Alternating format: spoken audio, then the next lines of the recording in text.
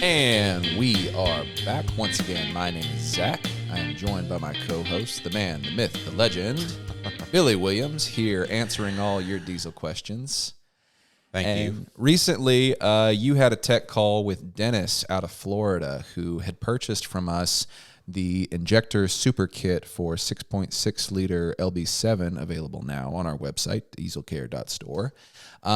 Dennis had purchased that kit for a friend's truck that he was working on, and the truck had about 304,000 miles on it, which is really good run for any vehicle, but at that point you need to start thinking about components that need to be replaced. So he had gone ahead and replaced the injectors.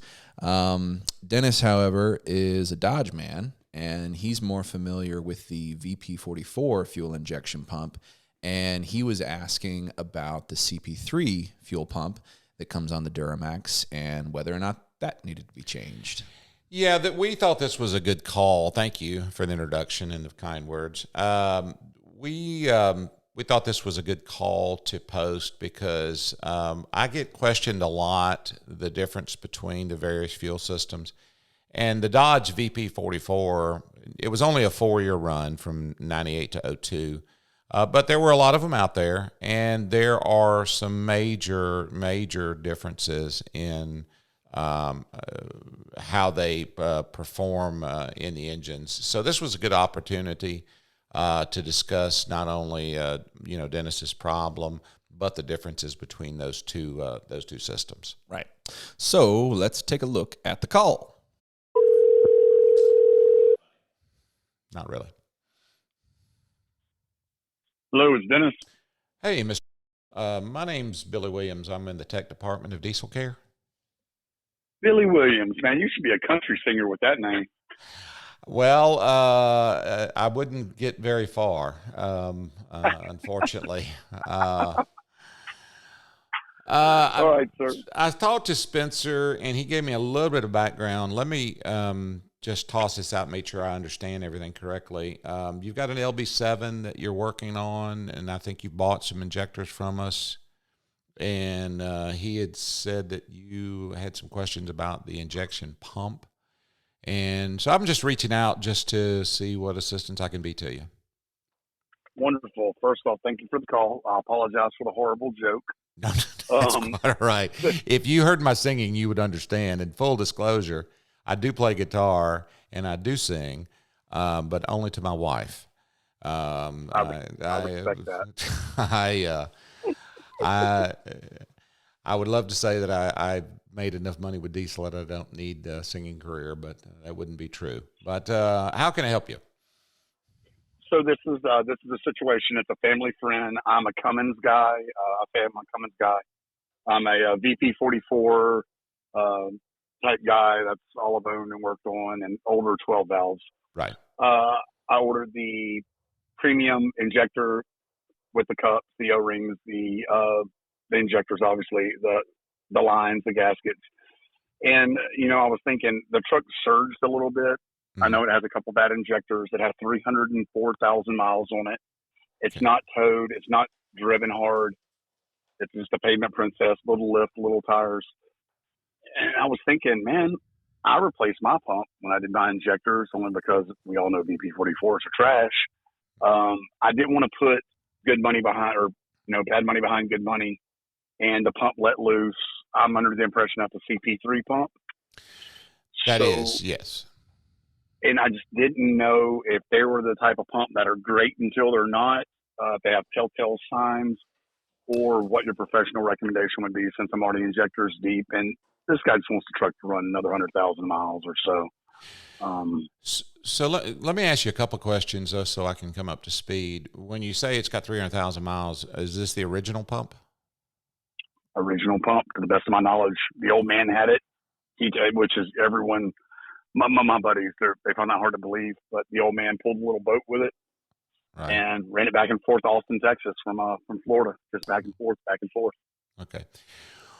Well, let me kind of give you a little bit of background. The differences between those two systems, the VP44 system on the Dodge it's an integrated system, which basically means, when it fires, you've got fuel coming from the pump to the injector, and all the timing's already taken care of. The pulse width or the duration of injection, all of that is programmed into the VP44. So there's a lot that can go wrong in a VP44, and you sound like you've experienced that. The CP3 is a glorified supply pump. It is basically essentially a hydraulic pump that is regulated by a valve, what's called an IPR, injector pressure regulator, and all of that is managed via the engine management system, the computer. And so the injector is actually where the firing point, or where the pulse width and the duration of injection is calculated and put out. So it's more versatile, and it can do it on a per cylinder basis, opposed to kind of just everybody gets this. Exactly, and the electronic portion on a Dodge is in the pump. You have mechanical injectors essentially. They get enough pressure and they open, and then the pressure falls off and they close. It's the reverse on a Duramax. Duramax, the mechanical portion is the pump, and the electronic portion is the injectors. So you have replaced the most expensive portion of that system, the injector side, where most of the governing control is done. Now, that being said, you got 300,000 miles on a CP3, so you're already overdue for a failure. But the nice thing is with a scan tool, you can really look at the wear just through the IPR output, and I'll explain it. The CP3 always puts out more pressure than the system needs, and it derives it as a percentage. So, for example, when I'm cranking a Duramax, my CP3 percentage is 85%. That is the average. Which means I'm consuming 85% of the pressure output of the pump. As soon as the engine starts, the IPR falls to an idle position, which is roughly about 25%. So I'm using 25% of the output of the CP3 when I'm idling. And obviously, as power demands go up, the percentages go up. Now, if I'm looking at your truck and I'm a mechanic, the first thing that I'm going to do with 300,000 miles is I'm going to say, what is my IPR percentage?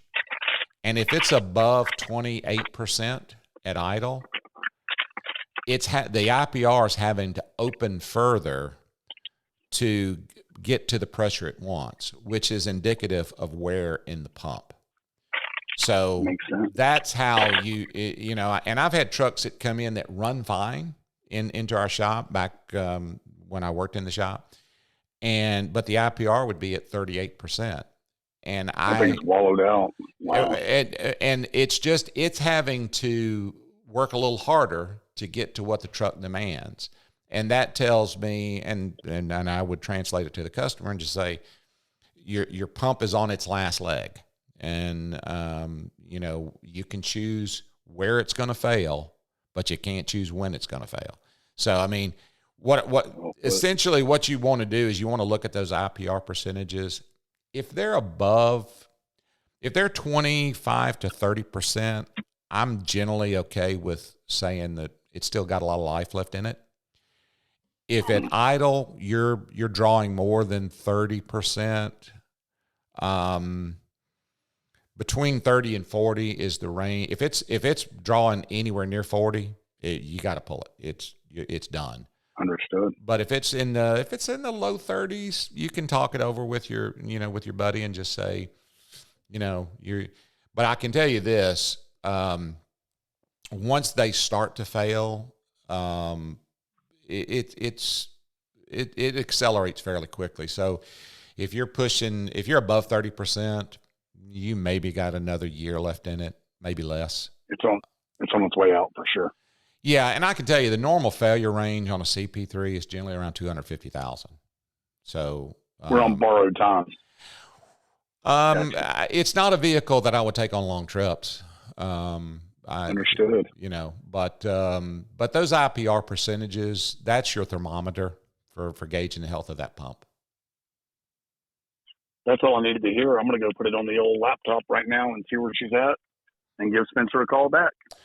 Okay, Dennis. Well, listen, if you have any further questions, you can reach out to Spencer or you can call me direct. This is my cell number. I work remote, and I'll try to help you any way I can. Well, you've been more than helpful. I appreciate your time, and let me go see what those percentages are, but it sounds like we need to replace it regardless. Well, it's certainly something I would discuss at the mileage that you're at. Absolutely. I appreciate your time, sir. Thank you. All right, take care. Bye. So you were able to help Dennis out there. Yeah, I other than his analysis of country music potential singers, which I think he was way off base on that one. Oh, I don't know. I think you sell yourself short. But we, based on the conversation with Dennis and based on the mileage, my recommendation was to again look closely at the IPR percentages. That's a real good thermometer as to the wear that's in that pump. And he's probably going to be looking at changing that out just because of where he's at in the lifespan of the vehicle. And just to reiterate, so what are the red flags, if you will, for those IPR percentages that would indicate to any mechanics out there, hey, maybe your CP3 pump is on its last legs? Well, depending on which scanning system you're using, most IPR percentages, again, as I said, the call are expressed as a percentage. When you're idling, if that percentage is around 25, 28%, you're generally in a good solid range. If it's at idle and it takes more, you start getting into the low 30s or mid 30s, that's can be an indication of wear. So I would recommend you use that information and look at it along with is it smoking? How's it performing? All these other things. But that's just a good snapshot, kind of take a glance at something and say, well, your IPR is opening up a little bit more than it should. And as always, refer to, engine manuals, refer to OEM data. We're here to help, but it's impossible for us to know the nuances of any, mechanical thing. So what I would recommend, just be familiar with where your truck should be and then monitor it on a regular basis. And if it starts to get outside that, then that's time to kind of take a look at it. And as always, you can give us a call at 1-800-961-9290. We love to talk diesel. I wish they'd pay me by the word. But either myself or some of our techs will try to help you and try to answer any questions you have. And hopefully help you get your truck performing at its peak. Yeah, and if you've determined that you might need a CP3 replacement, you can find our CP3s available at www.dieselcare.store. Anything else you want to leave the listeners with? We appreciate the comments. We appreciate the interaction. We're grateful to Ride on Set Media for all their support and working with us. And as always, just reach out to us if you have a question. Maybe we can put it in the form of a video. We'd certainly like to. And, absolutely. And if you have any suggestions for the future content, just let us know. Polite suggestions. We may not take all of them, but we certainly appreciate you giving them to us. Yeah, I one note, I was a little bit disappointed. We got some really nice comments, but I didn't get one goatee comment. And I don't know how long I'm going to have to let this thing grow before someone goes, that's an interesting feature. We'll keep it running. We might have some kind of thematic thing going, or maybe a wager going with our listeners where if they can hit a certain metric, we'll either shave the goatee or dye it something. We got football season on now, so maybe we can break out some team colors for the goatee. I might could be induced to do that. We'll see. But anyway, in all seriousness, thanks a lot for your interactions with our company, and we look forward to having more in the future. Yep. We'll see you next time. Good night. Yes, I'm built out and bound to go. I'm gonna leave here running because walking is most too slow. All right, back to one.